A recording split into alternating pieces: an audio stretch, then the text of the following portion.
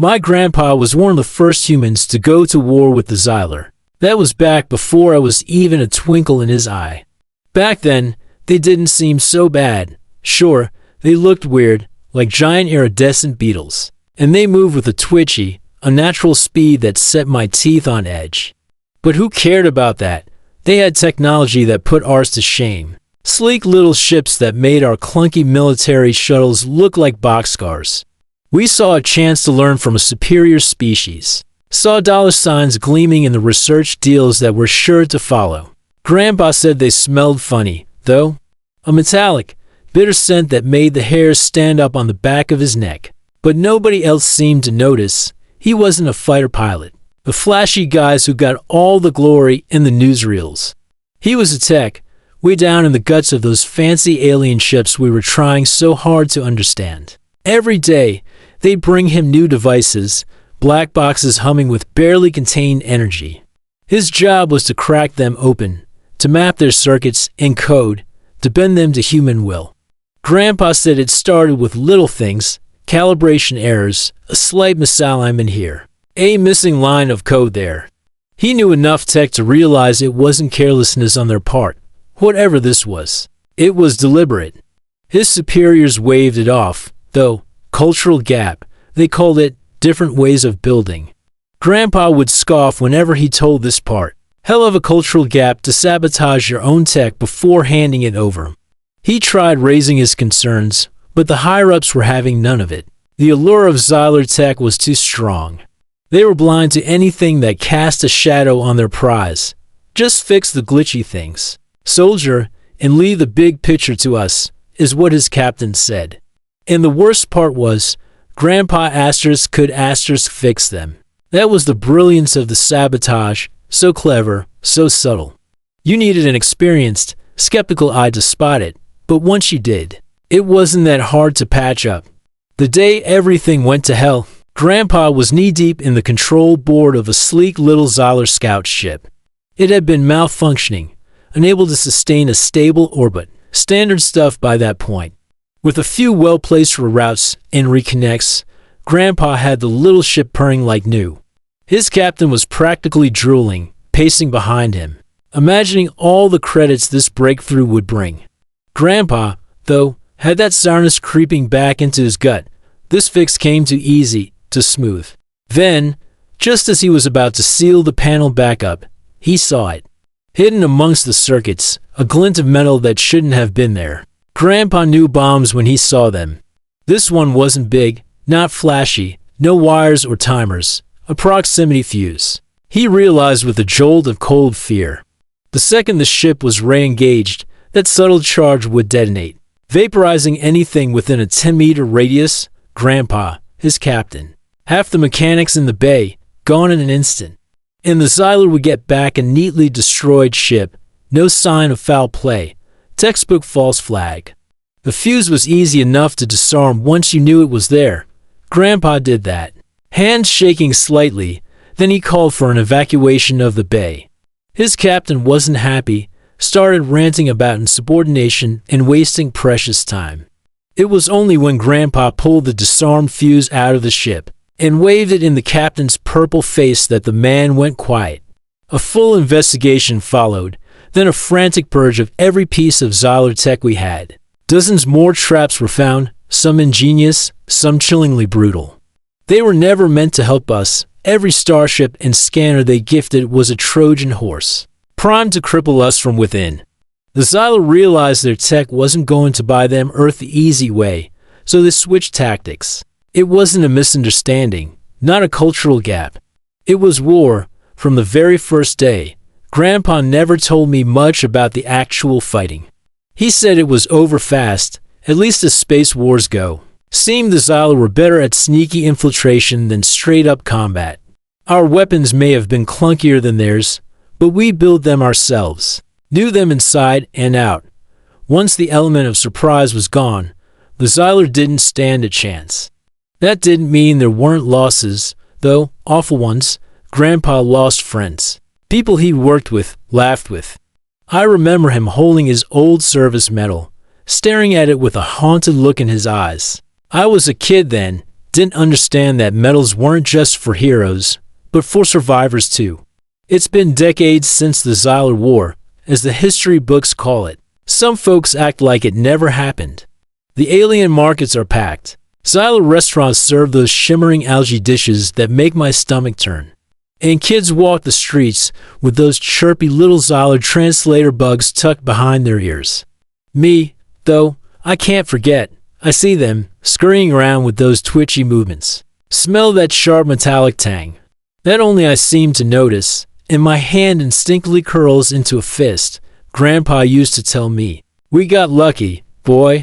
Next time, those alien bastards won't be pulling their punches. I think he was right, see? The big lesson humanity learned from the Xylar isn't that aliens are dangerous.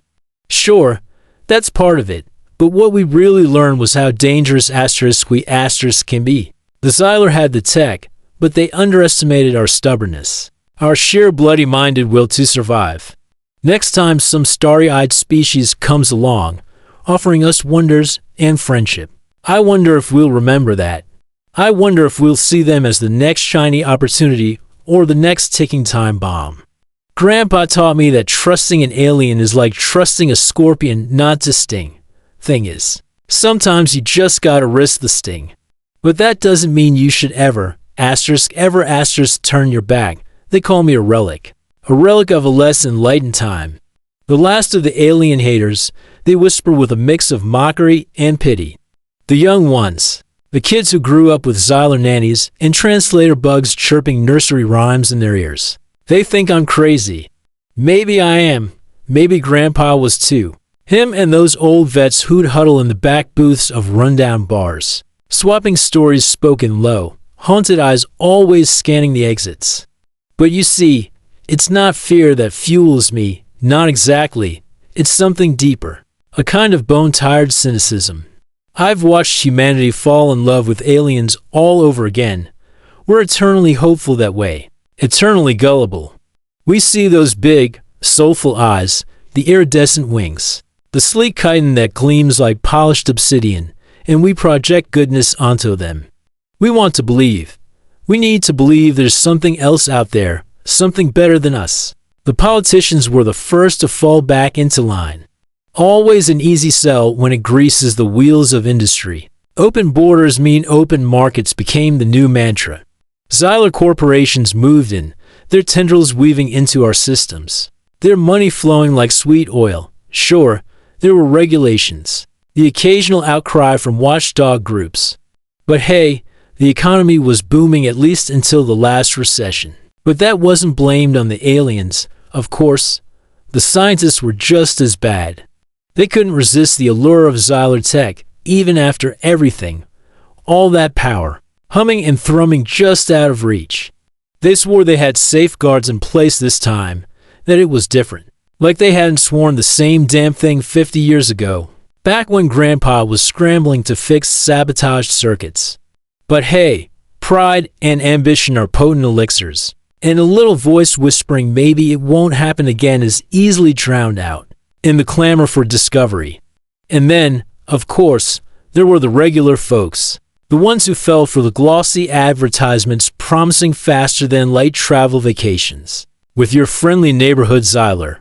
The ones who watched holodramas about star-crossed lovers, the human with doe eyes, and the soulful, misunderstood alien. The ones who bought those Xylar health tonics, the shimmery stuff. That gave you boundless energy until it didn't, and suddenly you were hooked for life. I tried to tell them, I really did. Stood on street corners handing out musty pamphlets with grainy photos of the Xylar War, the twisted wreckage, the charred bodies.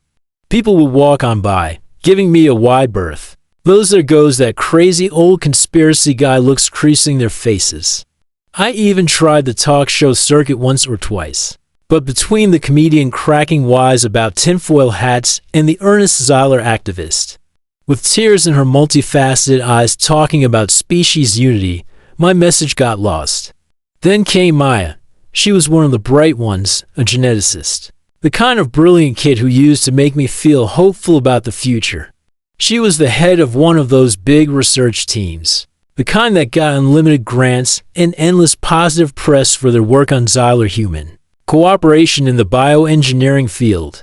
A modern-day darling, a beacon of progress, she found me, of all people, hunched in the dusty corner of the city library, squinting through microfiche of old news articles about the war, looked at me with those big, trusting eyes so full of youthful optimism, and said, "We need your help." Just like that, not the world needs you, or humanity needs you, but we. Like I was already on her side, no convincing required. I should have laughed, should have told her where to shove her naive idealism, but I didn't. Grandpa always said my biggest weakness was curiosity. That, and a stubborn streak that made me want to prove everyone wrong. Maya and her team were working on something big. Editing alien genes to be compatible with human disease treatment or some such miracle. They had all the theoretical stuff mapped out, but they were hitting roadblocks in the implementation. Something was going wrong deep in the Xylar code. Something their fancy algorithms couldn't even detect. Someone, me, needed to look at the ugly underside, to poke it and prod it from a different angle. They needed someone who didn't see progress, but potential traps. I spent weeks in their sterile white labs, surrounded by tech that outshone anything Grandpa had struggled with back in the day. The Xylar specimens hummed in clear tanks, pulsating with bioluminescence that cast dancing shadows across the walls. Maya's team, brilliant youngsters from a dozen different countries, watched me with a mix of curiosity and wariness. They spoke in the rapid-fire jargon of their field, a language I barely understood. I spent my time hunched over screens flickering with alien code, searching for the echo of those old sabotage schemes, the subtle, venomous intent. It was there, all right, just like Grandpa said. They never stopped playing their long game. Not bombs this time, no crude detonations. This was something far more insidious. Each improvement, each bit of gene splicing Maya and her team so excitedly devised, contained a seed of corruption. Not obvious, nothing that would raise a red flag right away, a slow burn, designed to degrade the human genome subtly, across generations. Subjugation not through warfare, but through engineered dependence, and those idealistic scientists, blinded by dreams of curing cancer and ending famine, were its unwitting architects. I brought my findings to Maya. At first, she just stared, the blood draining from her face. Then came the anger, then the denial. Her team, her life's work, tainted without her even knowing it. It wasn't until I showed her the code, the echoes of those old Xylar traps laid bare by an old tech's stubborn eye, that she crumpled. I held her then, her slight shoulders shaking in my arms. The idealist, confronted with the cold, hard truth, and I, of all people, was her only comfort. The reveal was messy, spectacular. I made sure of that. Leaked the whole damn story to one of those tabloid holos that thrives on scandal. The Xylar geneticists were rounded up, their labs seized. There were protests, of course, accusations of xenophobia and stifling scientific progress. But the proof was irrefutable. This time, the aliens couldn't hide behind miscommunication or cultural gaps. This was a deliberate act of sabotage, a dagger cloaked in the promise of salvation. I'm not a hero. They don't carve statues of people like me, the ones who lurk in the shadows, whose warnings go unheeded until it's almost too late. Maya and the others, they're the real heroes. They're the ones picking up the pieces, figuring out ways to salvage their work, to create without becoming pawns in the next alien scheme. And me, well, I'm still here. My pamphlets are still musty, my street corner is still drafty. The kids still laugh, and most folks still avert their eyes. I tell myself it doesn't matter.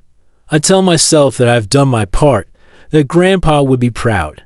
But at night, when the shadows stretch long, and the metallic tang of the Xylar seems to cling to the city air, I'm not so sure anymore.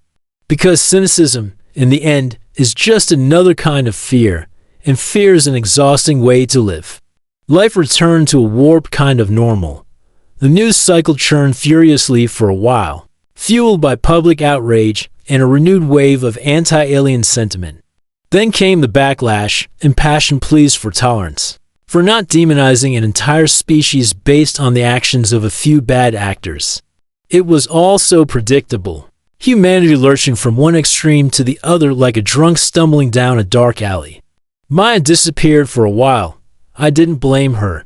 The spotlight turned harsh on her, raking over every mistake, every lapse in judgment. She'd been used, but there's always that lingering question. Then insidious doubt, was she also a little bit willing? But she resurfaced eventually, older, a bit of that idealistic spark dimmed in her eyes, but with a newfound resolve. She gathered the remnants of her team, found a new lab, smaller, less grand, privately funded by those who still believed in her promise. They worked in semi-secrecy now, under scrutiny that would never truly fade. I visited her there once, amidst the whirring machines and flickering screens. It was all so familiar, the tension in the air, the faint echo of that old metallic scent, the knowledge that every breakthrough could be hiding a sting. We talked, Maya and I, an unlikely pair bound by a shared disillusionment. She wanted to understand why I was the way I was, wanted to know if I truly believed all asterisk aliens were the same. I didn't have a good answer for her. Grandpa taught me suspicion, a bone-deep mistrust woven into my very being. He taught me that peace with an enemy is only the reloading of their guns. But Maya wouldn't accept that. She built her life on the dream of connection, of collaboration. She'd seen the good intentions twisted, but still believed there were good intentions to be found out there, somewhere among the stars. "You're afraid they'll fool us again," she said quietly, a statement rather than a question. "Damn right, I am," I retorted. History has a nasty habit of repeating itself. But what if she started, then trailed off? The hopeful light in her eyes dimming as she admitted the fear we both shared. What if it doesn't? That conversation lingered in my mind like a stubborn splinter. Maya had a point. Maybe I was stuck in the past, blinded by old wounds. Maybe there was hope out there, a species who wouldn't use smiles as a weapon, a technology that wasn't laced with betrayal. But could I risk believing that? Could I take the first step towards trust after a lifetime of guarding against it? Then came the news, not on the public channels, saturated with celebrity gossip and political squabbles. But on those encrypted feeds I still kept tabs on, the ones where ex-soldiers, private security, and the ever-present conspiracy theorists swapped their whispers of things the mainstream didn't want you to know, a signal from deep space. Not Xyler, something new, something impossible. The signal was a puzzle, a mathematical sequence that defied easy categorization. It pulsed with a chaotic rhythm, devoid of the structure that marked intelligent communication. Prime numbers woven into a spiraling code, so complex, so far beyond anything we'd encountered, that the world's best cryptographers were tearing their hair out in frustration. At first, the official response was cautious optimism, a new species reaching out, perhaps? A beacon from a civilization far more advanced than ours, a cosmic fluke we were fortunate enough to intercept. But in the shadowy corners of the networks I frequented, a different theory emerged. It was too complex, they said, too unnatural. This wasn't a greeting, it was a warning. A signal so mathematically intricate that it bordered on the realm of cosmic code, the stuff that shaped the very structure of the universe. Some whispered it was a weapon in disguise, a doomsday trigger buried in a mathematical riddle. Others claimed it was a map, a set of coordinates pointing to something out there, something waiting. Maya contacted me the same night the deep space signal started trending on the dark nets. Her voice was breathless, a curious mix of fear and exhilaration.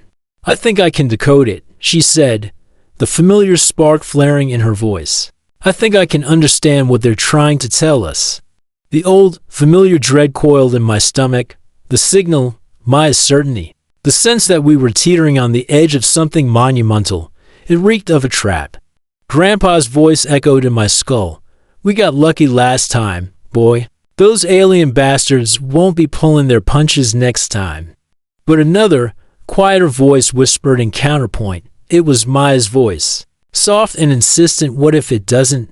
I found myself standing at her lab's doorstep, The weight of history and the terrifying allure of the unknown battling within me, the signal, a cosmic enigma, pulsed in the back of my mind. Should I turn and walk away, content myself with the bitter comfort of "I told you so"?